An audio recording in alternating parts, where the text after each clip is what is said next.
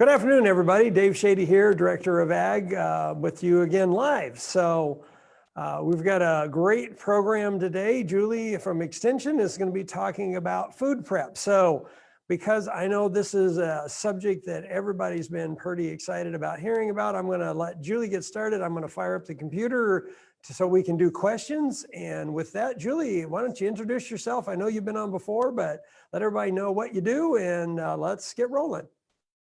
I'm Julie Cascio. I work with the Cooperative Extension Service, which is outside of, or it's through the University of Alaska Fairbanks. And I am in the Mat-Su Valley, Copper River Valley district. But I have colleagues that are in the Juneau area, in Kenai, in Bethel, and in, who am I missing? Fairbanks. We're all here to help you with information on preserving food. We're so lucky because there are several different ways we can keep food that we get now, whether it's we're growing a garden, going hunting, catching fish, any ways that we can to keep those food into parts of the year when we don't have the ability to utilize those things. So canning, freezing, drying, those are the three main methods of preserving food. And what I want to talk about just briefly in this half-hour session is a little bit about those different kinds of methods. What are some positive things about them? What are some nutrient values or not, depending upon which of those methods that you choose, and what foods will go in which of these methods mostly. So I'll start with an example. Let's take broccoli. One of the few things that I can grow very well in my garden. Yeah, you can laugh, David. And broccoli is, and I like to can. I do freeze some food. I'm not fond of the flavors of foods that have been frozen for a long time, so I resist doing that. And I do dehydrate food so that I can keep them dry. It takes up a lot less space in my cupboards. However, with broccoli, I can freeze it. I can even dehydrate it, although it's a little tricky. There's some people who do it very well. It takes a little practice. It can be dehydrated as well as frozen. But I don't can it, because canning with broccoli, you know, if you cook broccoli for a long time, and I love broccoli soup, but to cook it, or to can it, I should say, the length of time that it takes to can that product makes it rather cooked, cooked it well. And that means that it falls into pieces, and part of that jar of what you've canned becomes bulky and dense with all of the way the parts of the broccoli fall into it, and the top part is the liquid. So, and that's because of how long you have to put it through the canning process in order to make sure that it's safe and it's gone, got rid of all the bacteria that could be in it, etc., to make sure that it's safe when it's kept that long. So there are some foods then, going back to the beginning, that you may be able to can, you may be able to freeze, you may be able to dehydrate, but it will change its perspective and you won't want to do it in some of those methods. So that's why I'm going to talk about all three of those. Keep in mind, freezing is a safe method to preserve any food, almost. It's a food, if a food contains a lot of water, for instance, maybe you're growing your lettuce, my lettuce is growing, my neighbor's lettuce is growing, and she says, come and take some of my lettuce, I don't want to waste any of it. So I did that and I gathered ours, and oh my goodness, we have bunches of lettuce, but we have to eat it now, because lettuce is one of those things that don't freeze well, and you won't can those at all because of the moisture in them and how much it is. Even dehydrating lettuce, not real successful with that. Kale, on the other hand, oh my goodness, it's wonderful doing those things, all three of those different things with it. So unless food is preserved in some way, it begins to spoil soon after it's harvested or it's slaughtered. And that's why food preservation comes into play. The spoilage is caused by microorganisms. It's by physical damage if that product was bruised, if it loses the water that's in it, or if it's punctured or in some way, or if the chemical changes are happening. And that's the natural way that things, that food survives, that it becomes. So we'll talk about that in terms of enzymes. So the microorganisms that cause food spoilage, the main ones are molds, yeasts, and bacteria. And these microorganisms are everywhere, in the air, in the soil, on people, on animals, and on the surfaces of the items themselves. So these mostly grow well in moist conditions, and they can easily contaminate the food. And that's what we want not to happen. David, you have to wave at me or something if a question comes up and I have to pause. You're doing good. So far, we're good. Okay, so molds, those are fun because, well, I shouldn't say fun maybe, but you can see them. Are all molds bad? No, if you love blue cheese, you know that some molds are good for us, but there are a lot of molds that are not, and that's what we want to be careful of. Problem with molds is it grows well on high acid foods. Fruit comes into that play, tomatoes come into that play. These are all things, if you think about pH, back in wherever you learned it, middle school, high school, college, pH goes from 0 to 14. What we're talking about here with the acidity level is pH between about 1 and 4.6, or 0 to 4.6. And those are considered high acid foods. So now you have to think, what comes into play in your mind when you're eating something it seems rather acidic? Fruits come into play there. Citrus fruits, of course, of those kinds of berries, the berries that you eat. Think about the raspberries. My raspberries are coming. I'm so excited. If I eat them, I love it. If I'm freezing them, I'll probably put something in it when I bring it out, unless I'm really trying to truly enjoy just that fruit. Maybe I make them into jams and I add sugar, and we'll talk a little bit about that as well. If not now, because we only have a half an hour, then you can attend some of our classes on talking about that, or go look online. And a little bit later, I'll show some sources that you may go to get good information on research-based food preservation methods and how to do it correctly. So with molds, we have to keep in mind that they can also be found on low acid foods like vegetables or meat. Fish comes into play for us. Of course, we live in Alaska. And also vegetables. And those are all considered low acid foods because they come in that 4.6 to 7.5 category of pH. So what the things that are with molds is that they can dry, or they can come on drier foods, even like bread. If you keep bread sitting out on your counter for too long, it can have mold on it and you want to toss it then. Because molds can tolerate drier conditions than bacterias or most yeasts. And molds can be destroyed by temperatures between 140 degrees Fahrenheit to 190 degrees Fahrenheit. That's molds. Then there's yeasts. Yeasts are great. In fact, we just talked about bread and how molds can be bad for it. But I use yeast when I'm making breads or any of those other kinds of products that I want to raise. Those are the good yeast, but the bad yeast come into play in different products when they've been kept for too long and in the wrong condition. And they can cause foods to ferment, and sometimes we want fermented foods, but these are the bad fermentation. These are the ones that cause illnesses to us. So these are destroyed at temperatures between 140 and 180 degrees Fahrenheit.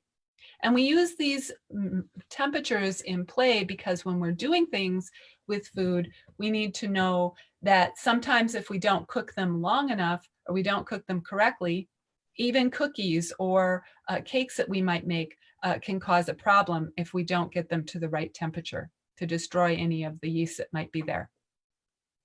Then we have bacteria, and they grow and multiply rapidly on food.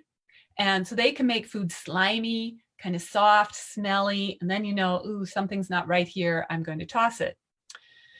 Some can cause infections or produce toxins, those are poisons, and that can make you really sick. And of course, one of those that we're most concerned about is Clostridium Botulinum, which we know happens in anything that's low acid. So that's vegetables, that's meat, that's fish.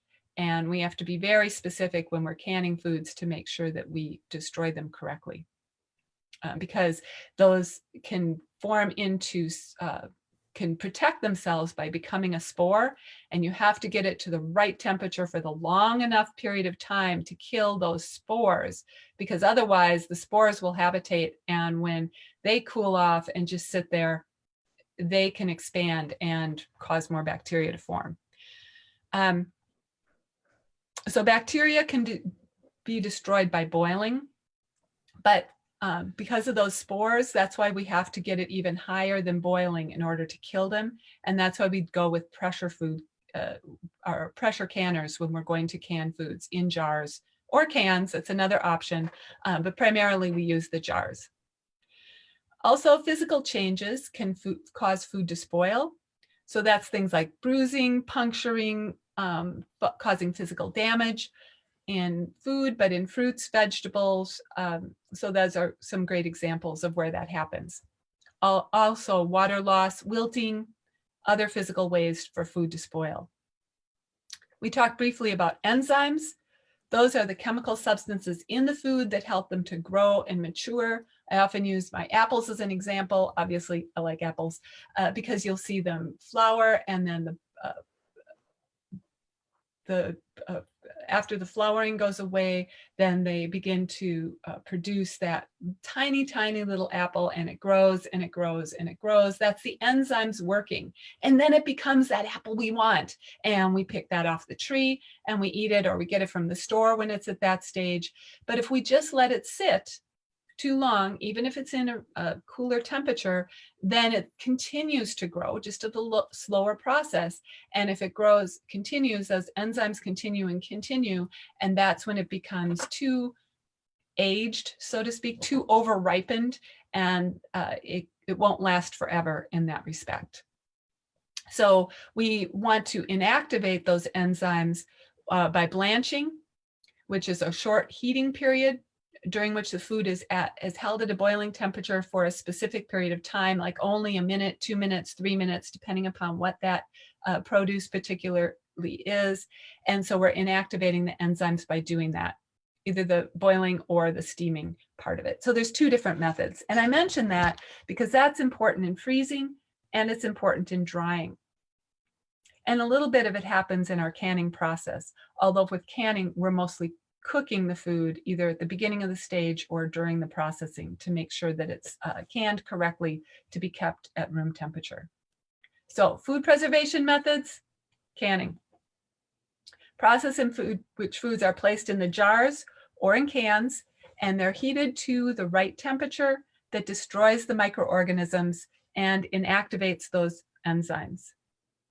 This heating and later cooling forms a vacuum seal. And the vacuum seal prevents other microorganisms from recontaminating the food within that jar or within that can. Acid foods, and again, when we're talking about high acid foods, we're talking about fruits, tomatoes. They can be processed or canned in their jar or the can that they're in, set in boiling water. Okay, so that, but the very center of that jar has to get up to boiling for the right amount of time. And then while the acid vegetables and fruits, those are the ones that are trickier because they have to be processed in a pressure canner. And the pressure canner brings the temperature up to 240 degrees Fahrenheit. And that's 10 pounds of pressure at sea level. Or if you have a dial gauge, 11 pounds of pressure at sea level. So here's a little aside. If you have a pressure canner that uses a dial gauge, and I didn't bring any in here to show you. Of course, I have those at the other office or downstairs in my cabinets. But with those pressure gauges, they need to be checked on an annual basis, more if you drop them or if they fall or something happens to them. So for those, we have to be careful, with the COVID thing going on. So my colleagues and I are setting up schedules for doing that pressure gauge testing. So contact us, either call us or email us and let us know, or say, hey, we're interested, we need to get these things happening. For example, I'm doing one tomorrow. I have them scheduled, but if you can do it in the morning in the Palmer area, give me a call, 745-3677 today to set that schedule up. I've got some in, but I've got some open areas. I talked to Gina over in the Anchorage area, and she'll be doing it starting in about 2 weeks on Tuesday and Thursdays in the afternoon, I think is her plan.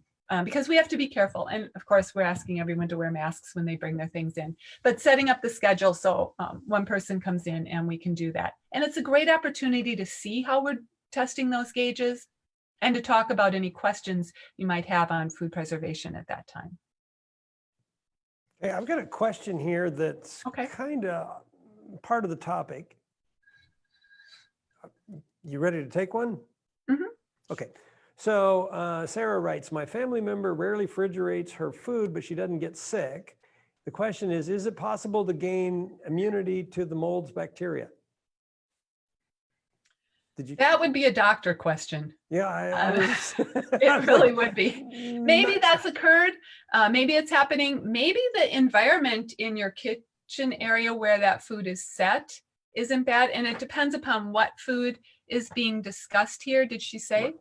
No, that was literally, I read it. So yeah, I would say it's probably more of a, like you said, I don't know about the medical part, but it probably has to do with them having an environment that doesn't, that is more conducive to longer storage of the goods than anything else. I mean, everybody, the difference on, when I take eggs out of the farm fresh and how fast I have to refrigerate them versus the stuff I get out of the store, two different worlds, because out of the store, they've already been out for quite a bit longer. So, those are the things that sometimes people ask what they think is a simple question, and it's complex because there are so many factors, as you know, that are in the answer to the question. So Right. yeah. Well, I'm glad you mentioned that too, because another factor that comes into play, let's say that, I'll give you a great example.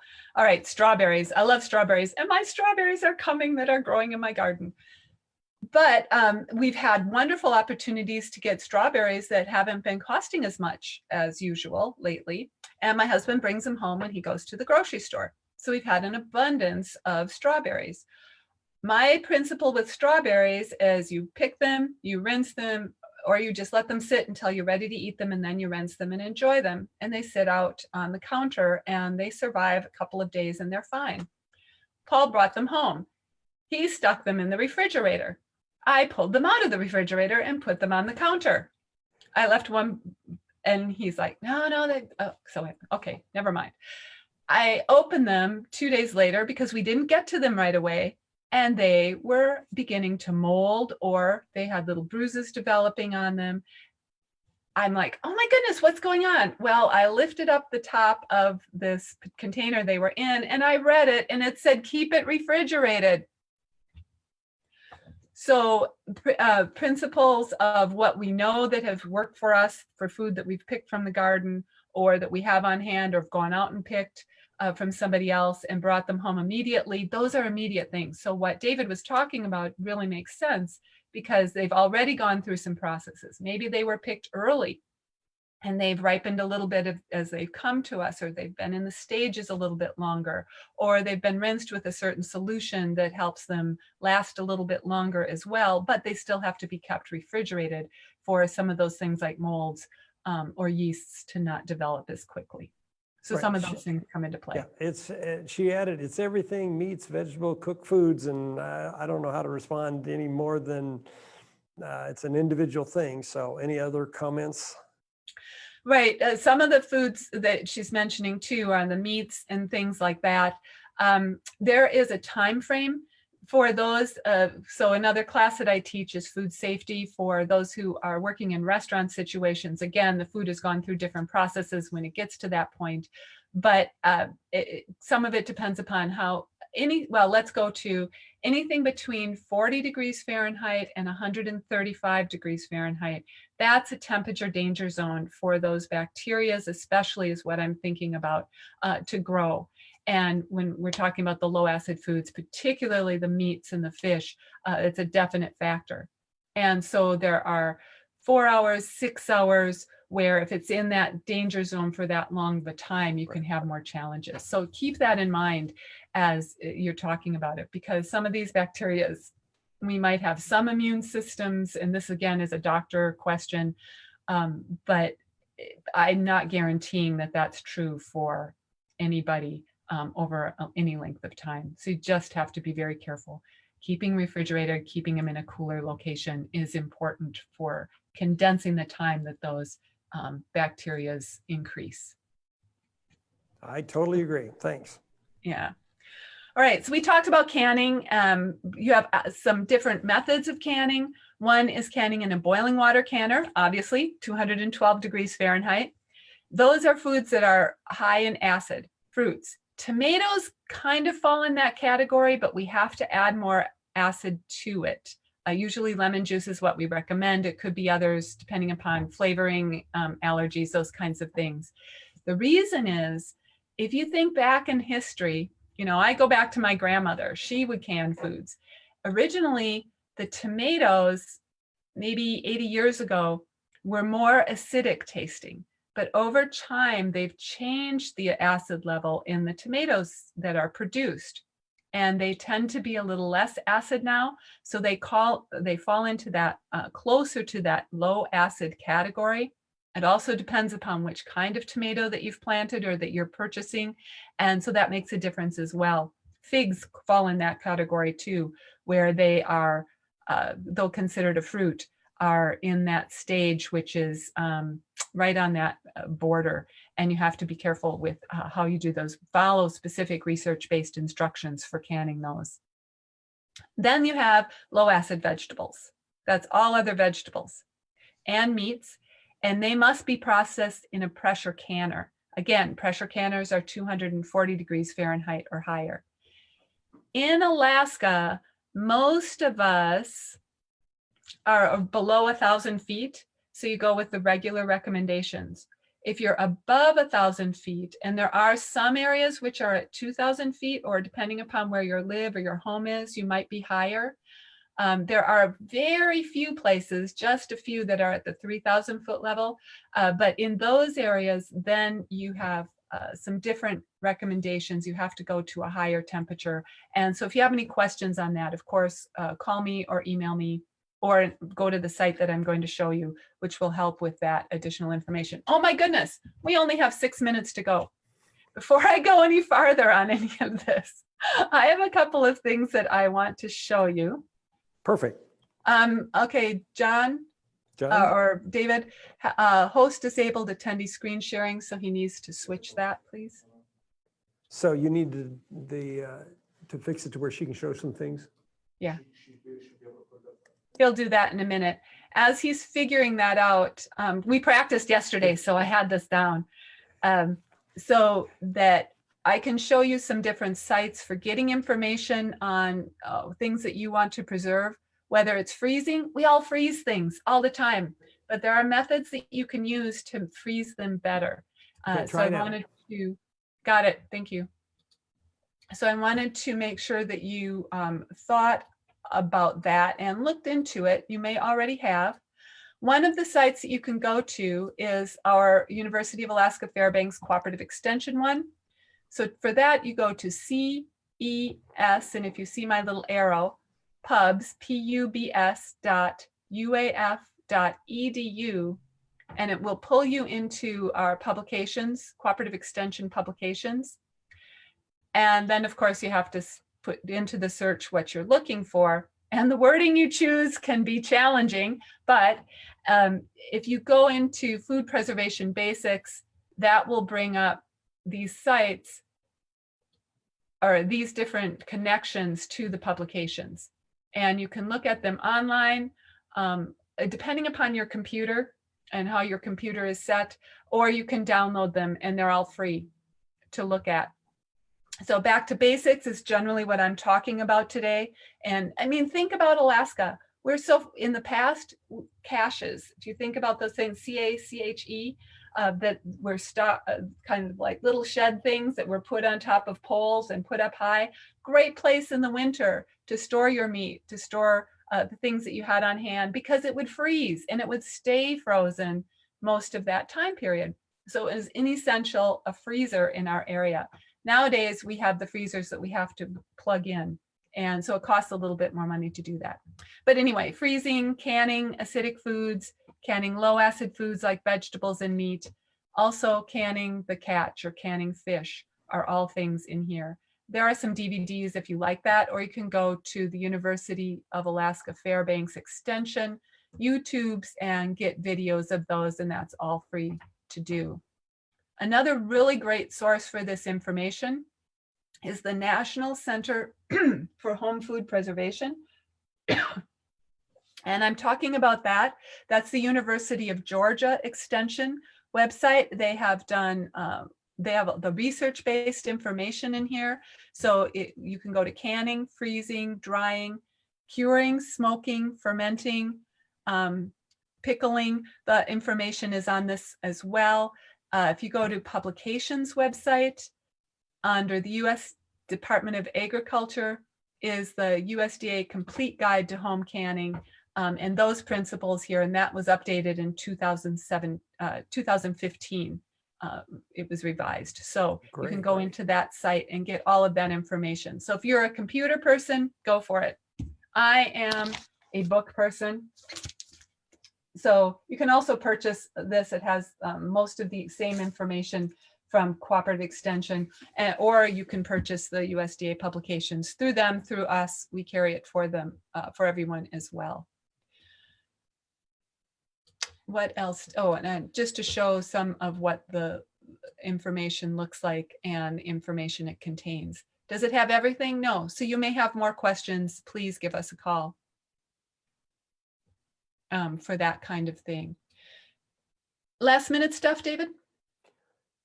You know, I think you've done a great job, and I really, want to encourage people to take a look at your, the documents and the stuff you put out, because it's really, really good.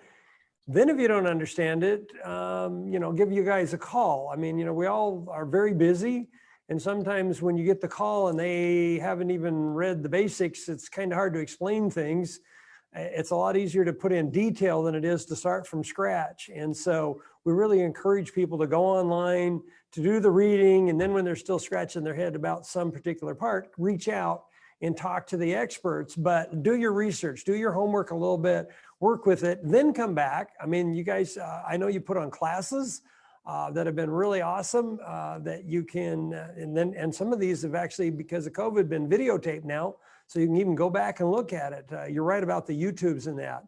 And I also, try to caution people about, just because it's on YouTube doesn't mean it's right. And so I really suggest use the different places that Julie sent to you. They've been vetted. They've been peer reviewed. We know it's safe. And just because your grandma used to do it doesn't mean it was right. And things have changed. And before this, we're just talking about the changes in the weather patterns and the things that just in the 60 years I've been on this patch of the earth, things have changed. We can grow different things, different amounts of acids and different things are growing. I mean, there are things that I didn't even think about growing, we're doing. And so I don't know. So. And I also wanted to say we have some classes coming up, so keep a track on uaf.edu for /CES for Cooperative Extension Service and our Facebook settings, because Sarah in Juneau is doing some classes. My classes are starting in the end of July and going through August, September for, and obviously online because we're being cautious about the COVID thing, but we want people to have this information. So feel free to join those, to sign up and register for those classes as well. Great. Yeah. I mean, this is, you've gone through so much so fast.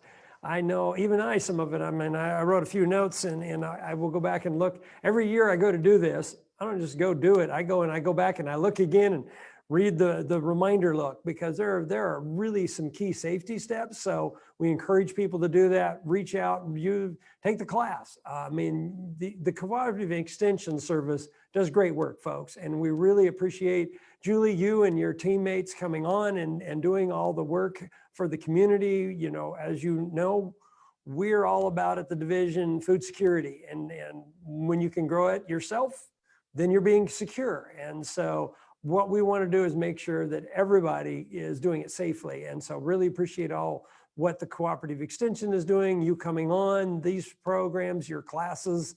Again, thanks everybody for joining in. We will record these. We've had some questions. Well, I couldn't make it. We record them. We keep them on the Alaska Grown site. So hopefully you can go in, dial in, and you can see the information that Julie said. We'll put it up on our webpage so that you can see where to go direct. We've been doing that. We're trying to make sure that everybody has this information. So again, thanks for checking in with us. Until next week, bye now. Bye.